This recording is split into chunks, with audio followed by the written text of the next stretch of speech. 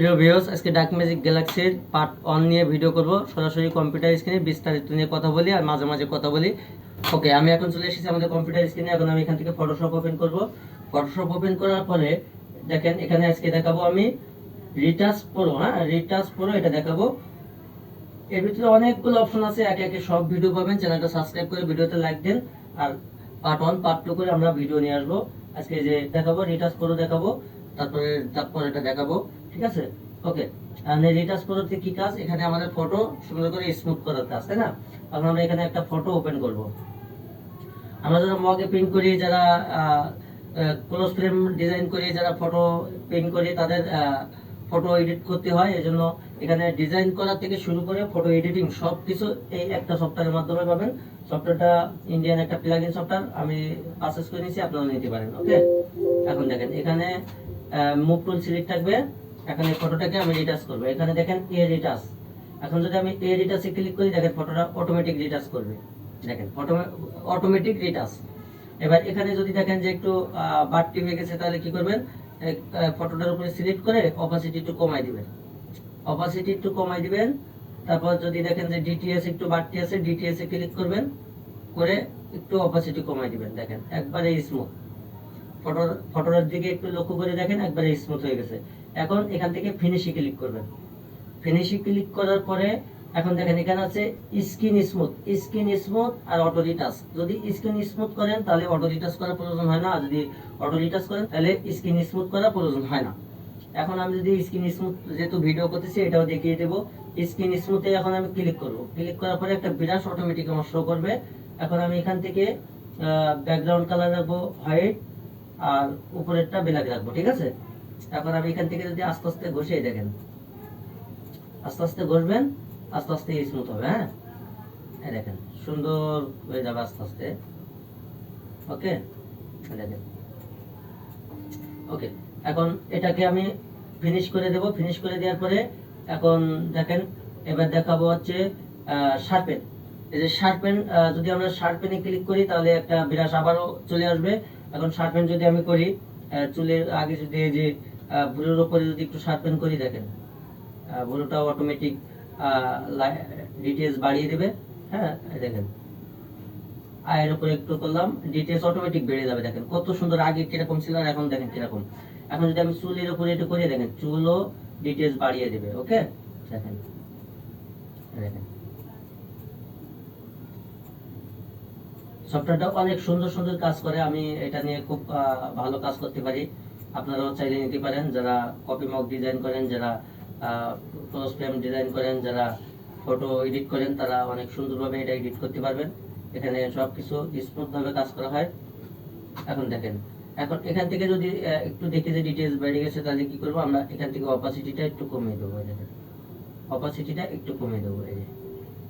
ওকে, দেখেন এ দিয়ে আমরা ফিনিশে ক্লিক করে এটা ফিনিশ হয়ে যাবে। ওকে, এখন এবার দেখেন, এবার দেখাবো হচ্ছে লিপ কালার।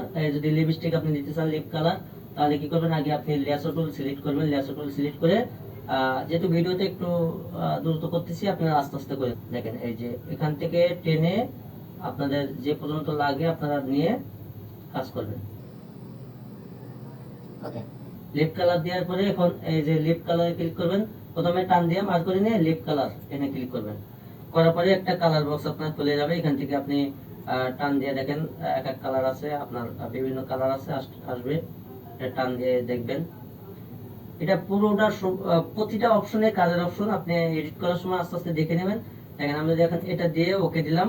ওকে দিয়ে যদি একটু অপাসিটিটা কমাই দেই, দেখেন অপাসিটি যদি একটু কমাই দেয় কত সুন্দর। হ্যাঁ, ওকে, দেখেন একবারে সুন্দর মতো এখানে ইজি ভাবে কাজ করতে পারবেন, একবারে স্মুথ।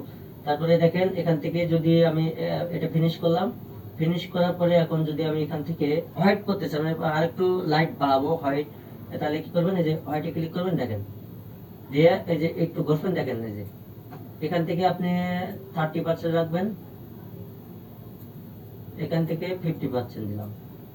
ওকে, দেখেন ঘষবেন, আস্তে আস্তে ফটোটা একটু হোয়াইট হয়ে যাবে। ঠিক আছে, দেখেন যেহেতু কাজ করতেছি এই জন্য এত সুন্দর করে দেখাতেছি না। আপনি কাজ করলে অনেক সুন্দর করে কাজ করতে পারবেন। এখানে ভিডিও আস্তে আস্তে করলে অনেক লেন্দি হয়ে যাবে। ওকে, এখন এটাও ফিনিশিং ক্লিক করলাম। ফিনিশিং ক্লিক করার পরে দেখেন এখানে যদি আপনি দেখেন যে ব্ল্যাক অ্যান্ড হোয়াইট যদি করতে চান ফটো, তাহলে ব্ল্যাক অ্যান্ড হোয়াইটে ক্লিক করবেন, দেখেন ব্ল্যাক অ্যান্ড হোয়াইটে যাবে। ওকে, যদি পছন্দ না হয় তাহলে এখানে রিমুভ ক্লিক করবেন, আবার রিমুভ হবে। আবার যদি ফেড করতে চান ফেড করবেন, দেখেন আবার না পছন্দ হলে রিমুভে ক্লিক করবেন, আবার এখানে ক্লিক করবেন। প্রতিটা অপশন এখানে কাজের, এই দেখেন এখানে প্রতিটা এটা ক্লিক করবেন, দেখেন প্রতিটা অপশনে এখানে কাজের অপশন, আপনি আস্তে আস্তে কাজ করতে করতে সবই বুঝবেন। হ্যাঁ, তারপরে দেখেন এখান থেকে এখন যদি আমি এটা ফিনিশ দিলাম, যে এটা যদি নেই, দেখেন দেখেন এখানে যদি